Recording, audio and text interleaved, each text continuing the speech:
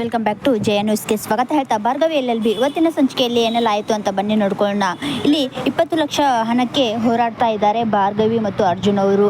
ಆಮೇಲೆ ಜಗನ್ ಅವರು ಒಂದು ಪ್ಲ್ಯಾನ್ ಮಾಡ್ತಾರೆ, ಇಲ್ಲಿ ಇಡೀ ಆಸ್ತಿ ನನ್ನ ಹೆಸರಿಗೆ ಬರಬೇಕು ಅಂತಂದು ಅನ್ನೋ ಒಂದು ಉದ್ದೇಶಕ್ಕೋಸ್ಕರ, ಉದ್ದೇಶಕ್ಕೋಸ್ಕರ ಇದೇ ಸರಿಯಾದ ಪ್ಲ್ಯಾನ್. ಎಲ್ಲರ ಒಂದು ಮನೆಯವ್ರದ ಒಂದು ಸಹಿ ಸಿಗ್ನೇಚರ್ ಆಗಿಬಿಟ್ರೆ ಇಡೀ ಆಸ್ತಿ ಎಲ್ಲ ನನ್ನ ಹೆಸರಲ್ಲೇ ಬರುತ್ತದೆ ಅಂತಂದು ಜಗನ್ ಅವರು ಪ್ಲ್ಯಾನ್ ಮಾಡ್ತಾರೆ. ಆಮೇಲೆ ಇಲ್ಲಿ ಭಾರ್ಗವಿ ಅವರು ತಾಳಿ ಬಿಚ್ಚುವ ಒಂದು ಸಮಯದಲ್ಲಿ ನಿಲ್ಲಿಸು ಭಾರ್ಗವಿ ಅಂದಾಗ 20 ಲಕ್ಷ ನೀವೆಲ್ಲ ಕಷ್ಟಪಡ್ತಾ ಇರೋದು ನಾನು ನೋಡಿ 20 ಲಕ್ಷ ಹೊಂದಿಸೋಕೆ ರೆಡಿ ಆಗಿದ್ದಾರೆ, ಇವಾಗ ಕೊಡೋಕೆ ಒಪ್ಪಿದ್ದಾರೆ ಅಂದಾಗ ಅರ್ಜುನ್ ಅವರು ಹೇಳ್ತಾ ಇದ್ದಾರೆ, ಏನು ಹೇಳ್ತಿದ್ದಾರೆ ಚಿಕ್ಕು, ಇವಾಗ 20 ಲಕ್ಷ ರೆಡಿ ಆಗಿದೆ, ನಿಮ್ಮ ಹೆಲ್ಪ್ ನನಗೆ ತುಂಬ ಹೆಲ್ಪ್ ಆಯಿತು, ನಿಮ್ಮ ಒಂದು ಋಣ ನಾನು ಡ್ಯಾಡ್ಗೋಸ್ಕರ ಇಷ್ಟೆಲ್ಲ ಕಷ್ಟಪಡ್ತಾ ಇದೆಯಲ್ಲ ಚಿಕ್ಕು, ಥ್ಯಾಂಕ್ಸ್ ಅಂತಂದು ಹೇಳ್ತಾರೆ. ಅಣ್ಣನಿಗೋಸ್ಕರ ಇಷ್ಟೆಲ್ಲ ಮಾಡದೇ ಇರೋಕ್ಕೆ ಆಗುತ್ತೆ ಅರ್ಜುನ್ ಅಂತಾರೆ.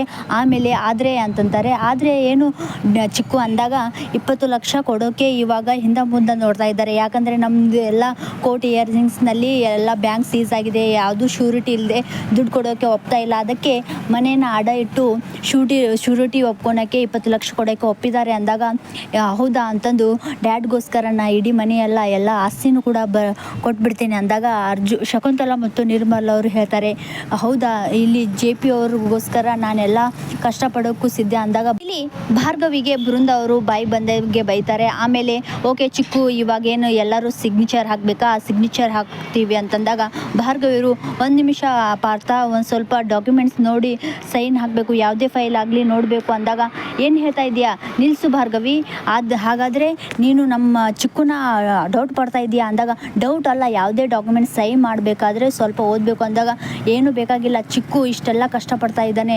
ನಮಗೋಸ್ಕರ ಅಂತಂದು ಹೇಳ್ತಾರೆ. ಅದೇನು ಬೇಕಾಗಿಲ್ಲ, ಇವಾಗಲೇ ನಾನೇ ಸಹಿ ಹಾಕ್ತೀನಿ ತಡಿ ಚಿಕ್ಕು ಅಂತಂದು ಹೇಳ್ತಾರೆ. ಸೈನ್ ಹಾಕ್ತಾರೆ.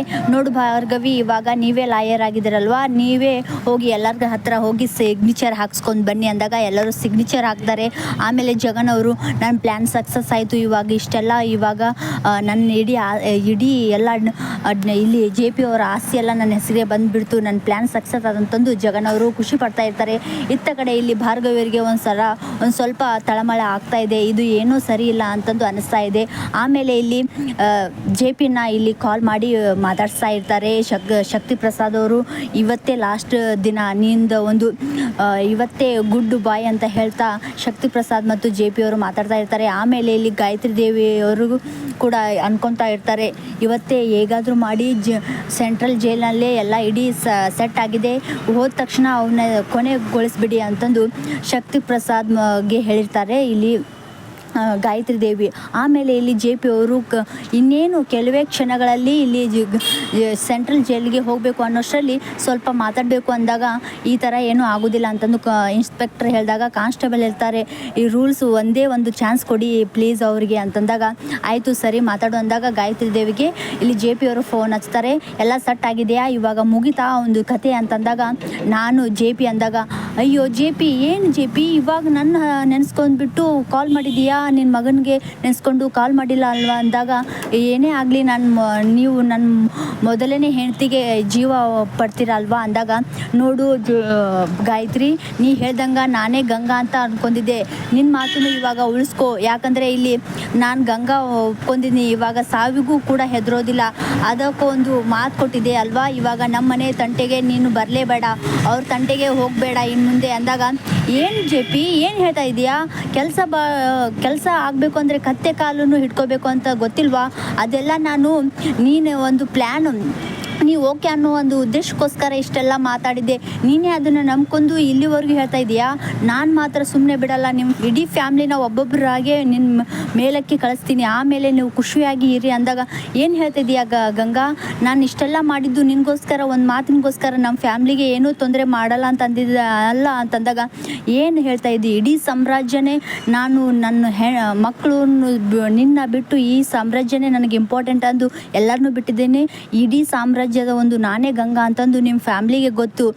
ಅದಕ್ಕೆ ನಾನು ನಿಮ್ಮ ಒಂದು ಫ್ಯಾಮ್ಲಿನ ಉಳಿಸ್ಕೊಳ್ಳೋಕ್ಕೆ ಎಷ್ಟೇ ಕಷ್ಟ ಪಟ್ಟರು ತಿಪ್ಪರ್ಲಾಗ ಹಾಕಿದ್ರು ನಾನಂತರೂ ನೀ ಹೋದ್ಮೇಲೆ ಒಬ್ಬೊಬ್ಬರಾಗೆ ನಿನ್ನ ಕಡೆ ಬರ್ತಾರೆ, ಅಲ್ಲೇ ಖುಷಿಯಾಗಿರು ಅಂದಾಗ ಈ ಒಂದು ಮಾತಿಗೆ ಜೆ ಪಿ ಅವರು ತುಂಬ ರೊಚ್ಚಿಗೆದ್ದು, ಏನು ನನ್ನ ಸೊಸೆ ಬಿಡ್ತಾಳ, ನನ್ನ ಸೊಸೆ ನೀನೇ ಗಂಗಾ ಅಂತಂದು ಗೊತ್ತು ಆಗಿ ಅವಳು ಇವಾಗ ಕಾಳಿ ರೂಪದಲ್ಲಿ ಇದ್ಳು, ಇನ್ಮೇಲೆ ನನಗೆ ಏನಾದರೂ ತೊಂದರೆ ಆದರೆ ಮಹಾಕಾಳಿಯಾಗಿ ನಿನ್ನ ಮಾತ್ರ ಸುಮ್ಮನೆ ಬಿಡಲ್ಲ, ಹೌದಾ ನಿನ್ನ ಸೊಸೆ ಆ ಥರನಾ ಅಂತಂದು ಗಾಯತ್ರಿ ದೇವಿ ಹೇಳ್ತಾರೆ. ನೋಡು ಗಾಯತ್ರಿ, ನಾನು ಸಾಯೋಕ್ಕೂ ಸಿದ್ಧ. ಇವಾಗ ನಾವು ಜೈಲಿಗೆ ಹೋದ ತಕ್ಷಣ ನನ್ನ ಸಾಯಿಸ್ತೀರ ಅಂತ ಗೊತ್ತು, ಆದರೂ ಕೂಡ ನಮ್ಮ ಫ್ಯಾಮ್ಲಿ ತಂಟೆಗೆ ಬರಬೇಡ ಅಂದಾಗ, ಮುಚ್ಚು ಜೆ ಪಿ, ಇದನ್ನೆಲ್ಲ ಮಾಡಿಸಿದ್ದು ನೀನೇ, ಇಷ್ಟೆಲ್ಲ ಕಾರಣ ನೀನೇ, ಭಾರ್ಗವಿನ ಮಾತ್ರ ಸುಮ್ಮನೆ ಬಿಡಲ್ಲ ಅಂದಾಗ, ನೋಡು ನನ್ನ ಸೊಸೆ ಯಾವ ರೇಂಜಿಗೆ ನಿನ್ನನ್ನು ಪತನ ಮಾಡ್ತಾಳ ಅಂತ ನೋಡೋಣ ಅಂತಂದು ಸಿಟ್ಟಿನಲ್ಲಿ ಇಲ್ಲಿ ಗಾಯತ್ರಿ ದೇವಿ ಫೋನ್ ಕಟ್ ಮಾಡ್ತಾರೆ. ಇತ್ತ ಕಡೆಯಲ್ಲಿ ಭಾರ್ಗವಿಯವರಿಗೆ 20 ಲಕ್ಷ ಅಡ್ಜಸ್ಟ್ ಆಗುತ್ತದೆ. ಇಲ್ಲಿ ಖುಷಿಯಿಂದ ಅರ್ಜುನ್ ಮತ್ತು ಭಾರ್ಗವಿಯರು ಹೋಗ್ತಾ ಇರ್ತಾರೆ.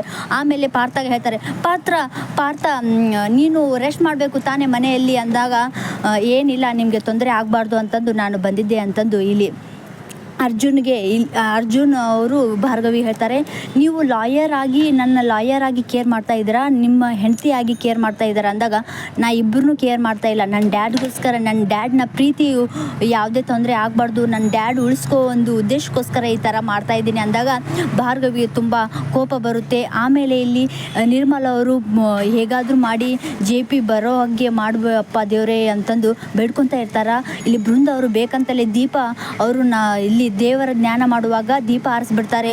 ಆಮೇಲೆ ಕಣ್ತರಿತಾರೆ, ಇಲ್ಲಿ ದೀಪ ಆರೋಗಿರ್ತದೆ. ಬೃಂದ ಅವರು ಹೇಳ್ತಾರೆ, ಏನತ್ತೆ ನೀವು ಬೇಡ್ಕೊತಾ ಇದ್ದೀರಾ ಜೆ ಪಿ ಮಾವ ಬಿಡುಗಡೆ ಆಗಿ ಮನೆಗೆ ಬರಲಿ ಅಂತಂದಾಗ, ದೀಪ ಆರೋಯ್ತಲ್ಲ ಅಂತಂದಾಗ, ಮೊದಲೇ ನಾ ಟೆನ್ಷನಲ್ಲಿ ಇದ್ದೀನಿ ಬೃಂದ, ಈ ಥರ ಯಾಕೆ ಮಾತಾಡ್ತೀಯ ಅಂದಾಗ, ಹೌದು ಭಾರ್ಗವಿನೇ ಇದೆಲ್ಲ ಮಾಡಿದ್ದು, ಮಗುನು ಹೆಸರನ್ನು ತಾನೇ ಇರ್ತಾಳೆ, ಮಗು ಚೂಟೋದು ಅವಳೇ, ಎಲ್ಲನೂ ಅವಳಿಂದಲೇ ಇಷ್ಟೆಲ್ಲ ಆಗಿದ್ದು, ಮನೆಯೂ ಹೋಯಿತು, ಎಲ್ಲ ಇಡೀ ಆಸ್ತಿ ಹೋಯಿತು, ದುಡ್ಡು ಹೋಯಿತು, ಜೆ ಪಿ ಮಾವ ಜೈಲಿಗೆ ಹೋಗ್ತಾರೆ, ನಮಗೆ ಬೇಲ್ ಸಿಗಲ್ಲ ಅಂದಾಗ ತುಂಬ ಗಾಬರಿಯಿಂದ ನಿರ್ಮಲ ಅವರು ಏನೂ ತೊಂದರೆ ಆಗಲ್ಲ, ಹೇಗಾದರೂ ಮಾಡಿ ಅರ್ಜುನ್ ಬಿಡಿಸ್ಕೊಂಡು ಬಂದೇ ಬರ್ತಾನೆ ಅಂತಾನೆ ಕೊನೆ ಕ್ಷಣದಲ್ಲಿ ಜೆ ಪಿನ ಇಲ್ಲಿ ಸೆಂಟ್ರಲ್ ಜೈಲಿಗೆ ಹೋಗಬೇಕು ಅನ್ನೋಷ್ಟರಲ್ಲಿ ನಿಲ್ಲಿಸಿ ಅಂತಂದು ಭಾರ್ಗವರು ಬರ್ತಾರೆ.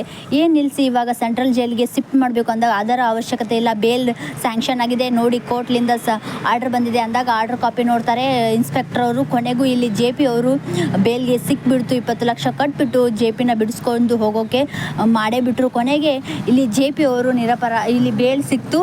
ಆಮೇಲೆ ಗಾಯತ್ರಿ ದೇವರು ಪ್ಲ್ಯಾನ್ ಫ್ಲಾಪ್ ಆಯಿತು. ಆಮೇಲೆ ಇಲ್ಲಿ ಗಾಯತ್ರಿ ದೇವರು ಮತ್ತೆ ಒಂದು ಪ್ಲ್ಯಾನ್ ಮಾಡ್ತಾರೆ, ಮತ್ತೆ ಜೆ ಪಿ ಒಂದು ಆಕ್ಸಿಡೆಂಟ್ ಮುಖಾಂತರ ಇಲ್ಲಿ ಆಕ್ಸಿಡೆಂಟ್ನಲ್ಲಿ ಸಾಯಿಸಬೇಕು ಅಂತಂದು ಪ್ಲ್ಯಾನ್ ಮಾಡ್ತಾರೆ. ಆಮೇಲೆ ಇಲ್ಲಿ ರವೀಂದ್ರ ಅವರು ಮತ್ತೆ ಬಂದುಬಿಟ್ಟು, ನಾನು ಸತ್ತಿಲ್ಲ, ಆಕ್ಸಿಡೆಂಟ್ನಲ್ಲಿ ಬದುಕುಳಿದಿದ್ದೇನೆ ಅಂತಂದು ಕೋರ್ಟ್ಗೆ ಬಂದುಬಿಟ್ಟು ಇಡೀ ಗಾಯತ್ರಿ ದೇವಿನ ಅಲಿಯಾಸ್ ಗಂಗಾ ಅನ್ನೋ ಸತ್ಯ ಕೋರ್ಟ್ನಲ್ಲಿ ಇಲ್ಲಿ ರವೀಂದ್ರ ಭಟ್ಕಳ್ ಅವರು ಎಂಟ್ರಿ ಕೊಟ್ಟು ಎಲ್ಲ ಸಾಕ್ಷಿ ಹೇಳ್ತಾರೆ. ಆಮೇಲೆ ಇಲ್ಲಿ ರವೀಂದ್ರ ಅವರು ನೋಡಿ ಭಾರ್ಗವಿ ಹಾಗೂ ಜೆ ಪಿಗೆ ಎಲ್ಲರಿಗೂ ಶಾಕ್ ಆಗುತ್ತದೆ. ಕೋರ್ಟ್ನಲ್ಲಿ ಬಂದುಬಿಟ್ಟು ಎಲ್ಲ ಸಾಕ್ಷಿ ಹೇಳ್ತಾರೆ. ಕೊನೆಗೂ ಇಲ್ಲಿ ಜೆ ಪಿ ಬಿಡುಗಡೆ ಆಗ್ತಾರೆ. ಗಾಯತ್ರಿ ದೇವಿ ಅಲಿಯಾಸ್ ಗಂಗನ್ನ ಇಲ್ಲಿ ಶಿಕ್ಷೆಗೆ ಒಳಪಡಿಸ್ತಾರೆ. ಇವತ್ತಿನ ಸಂಚಿಕೆ ಇಲ್ಲಿಗೆ ಮುಕ್ತಾಯಿತು. ಈ ಒಂದು ವಿಡಿಯೋ ಇಷ್ಟ ಆದರೆ ಲೈಕ್ ಮಾಡಿ ಹಾಗೂ ಶೇರ್ ಮಾಡಿ, ನಮ್ಮ ಒಂದು ಚಾನಲ್ಗೆ ಸಬ್ಸ್ಕ್ರೈಬ್ ಮಾಡಿ. Thank you so much.